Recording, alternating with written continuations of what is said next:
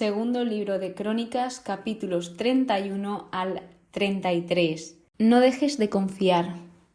Así de claro te lo digo, y así de claro empiezo. No dejes que los demás generen desconfianza en ti, desconfianza en tus acciones. Si tú tienes algo claro, sigue confiando. ¿Y esto por qué lo digo? ¿Por qué empieza así el episodio de hoy? Porque sucede algo relacionado con esto. Pero para ello vamos a empezar por el capítulo 31, que recordamos, seguimos con el rey Ezequías. Este rey hacía lo que agradaba a Dios y ponía exactamente cómo lo hacía David. Entonces, literalmente, este rey tenía el corazón entregado a Dios. Así que ahora mismo nos encontramos reorganizando el clero, él estaba poniendo todo en orden, básicamente. Estaba moviendo todo para que las cosas se volviesen a realizar correctamente. Entonces, básicamente lo que llegó a hacer Ezequías es mandar cumplir los mandamientos. Que esto lo he visto un poco agresivo. No sé, o sea, así de primeras digo, jolín, que les obliguen a hacer esto porque sí, pero no sé el trasfondo, no sé si se lo explicaban o no. También luego he pensado, claro, en una ciudad sin normas sería un caos. Y digo, bueno, pues entonces tal vez esos mandamientos es para que todo funcione bien. Así que digo, tal vez no sea tan violento. De hecho, todo lo contrario, era para prevenir que se creara el caos en la ciudad. Así que bueno, todo esto, la reorganización del clero, toda la reforma que estaban haciendo, era a fin de que pudiesen perseverar en la ley de Yahvé, además de estos cumplimientos de mandamientos. De hecho, aquí vuelve a hablar del diezmo. Dice, presentaron el diezmo de todo en abundancia. El diezmo era un 10% de lo que ganaba cada uno, si no me equivoco. Entonces, aquí lo que está transmitiendo es que el pueblo daba esas ofrendas y al final acabaron siendo una barbaridad. Es decir, también se centra en que las personas lo dieron de corazón, que esas ofrendas nadie les estaba obligando a hacerlas, sino que pues el pueblo generosamente fue a aportar lo que podía. Visto esto, nos indica claramente en el versículo 10 que Yahvé ha bendecido a su pueblo. Es decir, sobró muchísimo porque aquí también hablamos de comida, recursos, y lo que hacían es guardarlos bien, además de repartirlos a las personas del pueblo, a los que lo necesitaban, incluso a los que no. Iban administrando bien esas provisiones para que nunca a nadie le faltase de nada. Entonces, esto es un gesto muy admirable por parte del rey y por parte del pueblo, porque el rey solo esto no lo hubiese podido hacer. Así que Ezequías era muy generoso y muy servicial, por lo que estamos leyendo aquí. En los versículos 20 y 21, que ahora os leeré porque vale la pena compartirlos, aquí, en resumen, se ve esa consagración ejemplar que tuvo Ezequías, además de que todo lo que hacía, lo hacía de corazón. Nunca hizo nada porque le dijeron de hacerlo o por obligación, más bien dicho, sino que a él le salía todo desde dentro. Y esto también tiene mucho que ver con las influencias que tuvo, que estuvo con el profeta Isaías. Así que es un poco normal, la verdad. Así que bueno, yéndonos al versículo, dice: esto hizo Ezequías en todo Judá, haciendo lo que Yahvé su Dios consideraba bueno, recto y verdadero. Todas las obras que emprendió en servicio del templo de Dios, la ley y los mandamientos, los hizo buscando a su Dios con todo su corazón y tuvo éxito.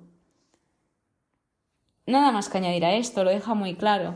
Él lo hizo todo de corazón. Luego, en el capítulo 32, aquí habla de la invasión de Sennacherib. Se ve que aquí se corta, no explica todo lo que pasó, pero Ezequías llegó a un punto en su vida que hizo acuerdos con este rey y prefirió confiar en este rey que confiar en Dios, y esto le trajo problemas. De todas formas, esto pasará un poco más tarde. Pero, centrándonos en este capítulo, aquí vemos como que ya todo está en orden, o casi todo. Así que después de dejarlo todo en orden y que todo estuviese bien, Dios le mandó una prueba de lealtad. Entonces os voy a explicar muy brevemente las reacciones, o la reacción más bien dicho, de Ezequías. Cuando vio esa situación. Después de decidir, le apoyaron, es decir, tenía personas a su lado que encima le apoyaban. Luego cobró ánimo a pesar de ese tiempo de prueba, ese tiempo difícil.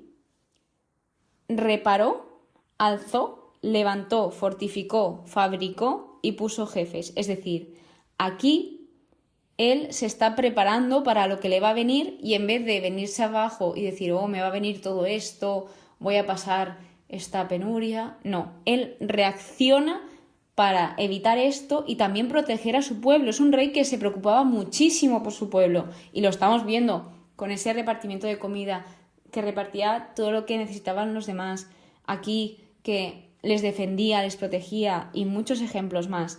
Y al final, que no menos importante, cuando puso estos jefes, les dio ánimo.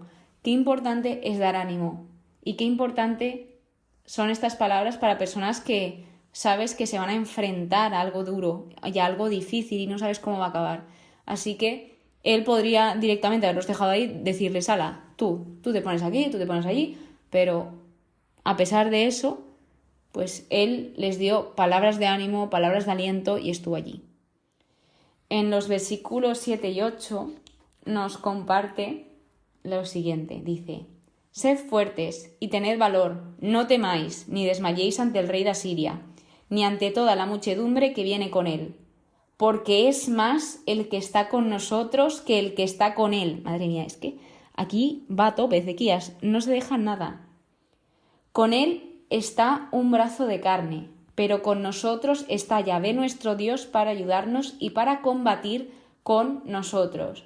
¡Boom! Así lo soltó Ezequías, tan tranquilamente. Seguido de esto dice: el pueblo quedó confortado con las palabras de Ezequías, rey de Judá. ¡Pam! ¿Cuánto hacían falta esas palabras? Y esto lo traemos al día de hoy. Generalmente, cuando alguien está pasando por un proceso duro, qué importante es también tener esas palabras de ánimo, de aliento, de que sepas que yo estoy aquí, sigo aquí, y pues toma ánimo, sé fuerte, sé valiente, estoy contigo, que es lo que nos dice Dios siempre. Así que, bueno, después de todo esto, vengo con el título del episodio y te lo repito: no dejes de confiar, por si te hace falta escucharlo, no dejes de confiar. ¿Y esto a qué viene? Aquí viene Sennacherib, el rey de Asiria, a hacerles dudar a todo el pueblo de Judá sobre Dios, con preguntas como ¿en qué ponéis vuestra confianza? Empezaban a comparar a Dios con sus dioses, se burlaban de ellos. En resumen, en el versículo 18 aquí pone el para qué vinieron, y vinieron para atemorizarlos y asustarlos al pueblo de Judá. En resumen, ¿qué querían hacer? Intentaron quebrantar la confianza que tenían en Dios.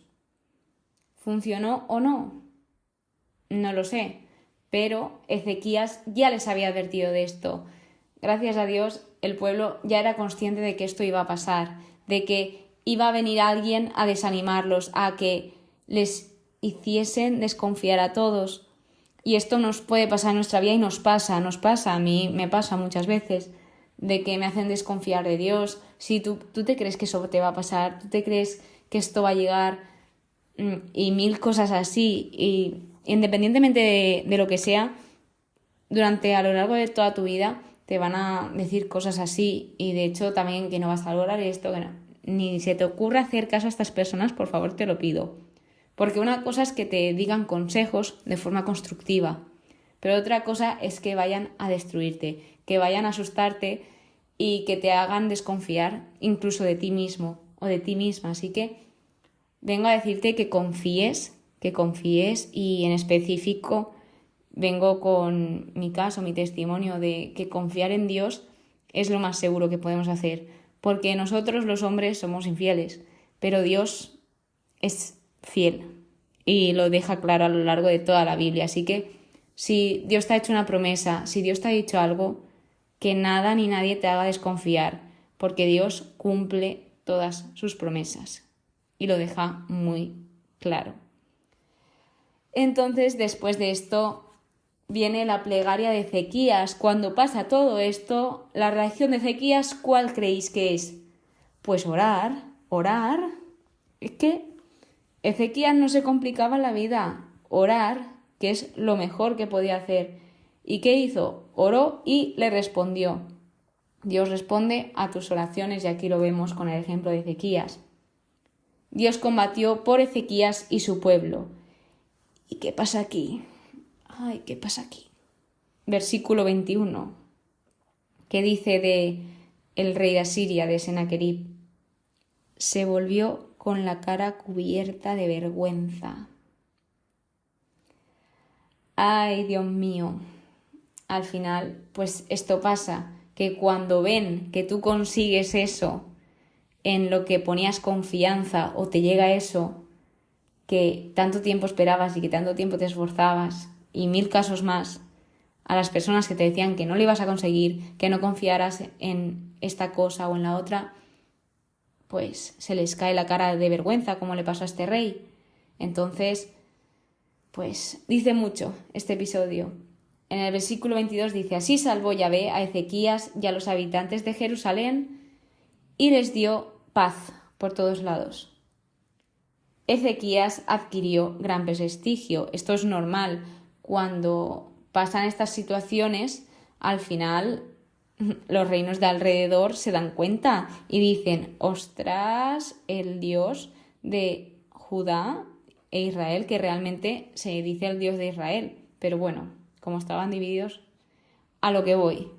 Ellos decían: este Dios es fuerte, es poderoso y hay que temer a este reino, incluso al rey. Así que él adquirió gran prestigio y fue pues alguien importante.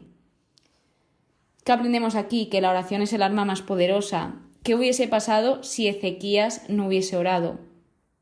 No lo sabemos, pero lo que sí sabemos es lo que pasó cuando oró, que fue que Dios les salvó de todo lo que les venía. Así que nos sigue contando que Ezequías enfermó de muerte, pero oró y Dios le escuchó. Le otorgó una señal maravillosa, además de que le dio 15 años de vida más. Sin embargo, Ezequías no correspondió al bien que había recibido, es decir, Dios le regaló 15 años, pero Ezequías no supo valorar ese tiempo y él era quien decidía en qué gastar esos últimos años. Entonces, cuando estaba tan mal, y de hecho supo que le había hecho mal en esos 15 años, se humilló. Gracias a humillarse no estalló la ira de Yahvé y Ezequías acaba esto diciendo que tuvo en abundancia. Aquí se refiere a todo: riquezas, poderes, alimento, etc. Versículo 29. Dios le había dado muchísima hacienda. De hecho, no lo he dicho, pero en las ofrendas Ezequías ponía parte de su hacienda. Muy importante. Esto no se suele ver, pero Ezequías contribuía bastante con el pueblo. Y ya, resumen del reinado. Versículo 30. Ezequías triunfó en todas sus empresas. Versículo 31. Dios la abandonó para probarle y descubrir todo lo que tenía en su corazón. Aquí Dios vemos cómo nos pone a pruebas, que esto fue durante esos 15 años, porque él también le rechazó, y esa influencia de los profetas. La importancia que nos deja este capítulo, el cómo usamos el tiempo. Yéndonos al último de hoy, el capítulo 33, aquí trata la impiedad de Manasés y Amón. En específico, aquí Manasés destruye la obra de Ezequías. Manasés es el hijo de Ezequías, que hizo todo lo que desagradaba a Dios, de hecho, de forma muy exagerada, peor que los anteriores reyes que habían hecho cosas muy malas en Israel.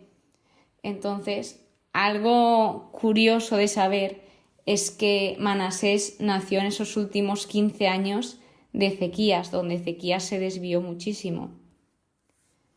Este rey desvió a Judá y Jerusalén. En el versículo 10 dice: Yahvé habló a Manasés y a su pueblo, pero no hicieron caso. Te digo una cosa, y esto es muy real. Aquí, a pesar de todo el dolor y todo el daño que hacían, Dios tuvo esa gran misericordia y aún les advertía e intentó hablar con ellos a través de profetas, pero al final tenían el corazón tan endurecido que no hicieron caso.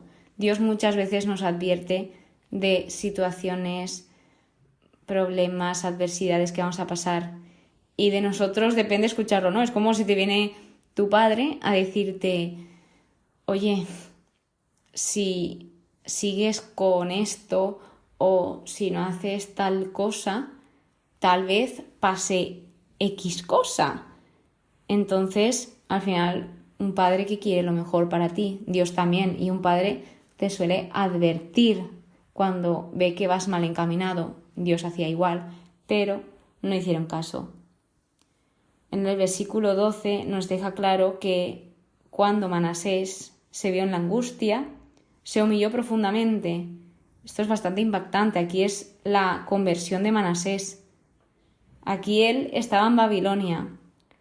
Y cuando sucedió todo esto, que se dio cuenta de que estaba fatal, oró, Dios accedió, oyó su oración y además le concedió ese retorno a Jerusalén. Y aquí os quiero compartir una frase que se encontraba en el estudio. Dice: Dios nos habla en nuestros deleites y Dios nos grita en nuestros dolores.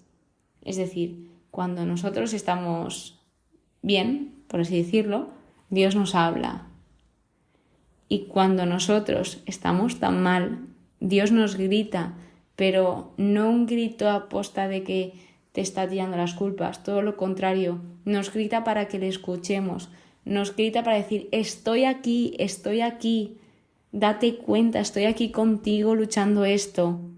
Por eso nos grita, porque al final, vuelvo con el ejemplo del padre, un padre no quiere que su hijo esté mal, y cuando un padre ve a su hijo sufrir, le duele, a Dios igual.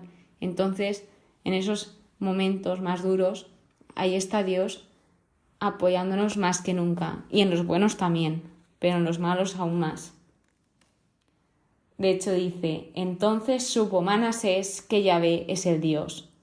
Cuando él tuvo esta conversión, empezó a edificar, reconstruyó, retiró todas las cosas que habían hecho mal, ofreció. Es decir, todas estas acciones que os estoy diciendo representan que Manasés se preocupó profundamente por la seguridad del pueblo, que esto recuerda un poco a su padre. Lo siguiente también me recuerda mucho a su padre. Dice: mandó a Judá a dar culto a Dios. Y luego nos indica libros donde hay más relatos sobre la vida de Manasés, que es el libro de los Hechos de los Reyes de Israel y los Hechos de Josai. No sé quién es, pero lo averiguaremos poco a poco. Por último, habla de Amón y de su obstinación. Amón era el hijo de Manasés, y este también tela. Este peor que el padre al principio, pero él indica que no se humilló, es decir, no tuvo esa bendición de tener la conversión. De hecho, dice, cometió más pecados, y finalmente lo que le pasó a él fue que conspiraron contra él y lo mataron. 3 últimas cosas que comentaros. Primero de todo, oigo mucho la frase de Dios nunca me perdonará, o ya es muy tarde para seguir a Dios. Es mentira, no te creas eso. Mira Manasés, ¿qué le pasó? Manasés empezó muy mal y rebelándose contra Dios, y Dios le perdonó, Dios tuvo misericordia. Entonces, ¿por qué contigo no lo va a hacer? Y esto pasa a lo largo de toda la historia. Al final no somos perfectos y todos cometemos fallos, así que nunca es tarde para comenzar. Otra cosa, en el estudio decía, el pueblo tuvo lo que quiso, y esto es verdad, el pueblo quería rey, tuvo rey. El pueblo quería rebelarse contra Dios, pues tenía eso. El pueblo quería seguir a Dios, pues tenía esto. Y así sucesivamente. Y luego algo que no sé cómo expresar cuando lo he visto, es que al final de cosas malas se saca siempre lo bueno. Pero aquí es un poco, no sé cómo explicarlo. Dice sobre Amón: la única contribución positiva que hizo fue producir uno de los mejores reyes para reinar en el trono de Jerusalén, refiriéndose a su hijo. Esto ha sido todo por hoy. Hay para reflexionar y os dejo reflexionando porque la verdad que el episodio de hoy es intenso, pero intenso, trata muchos temas, son muchas cosas que pensar y hay que tomárselo con calma, con calma. Así que espero que no dejes de confiar, que sigas confiando. Yo confío en ti y lo más importante, Dios confía en ti. Así que nos vemos en el próximo episodio. Que tengáis muy buen día y que Dios os bendiga.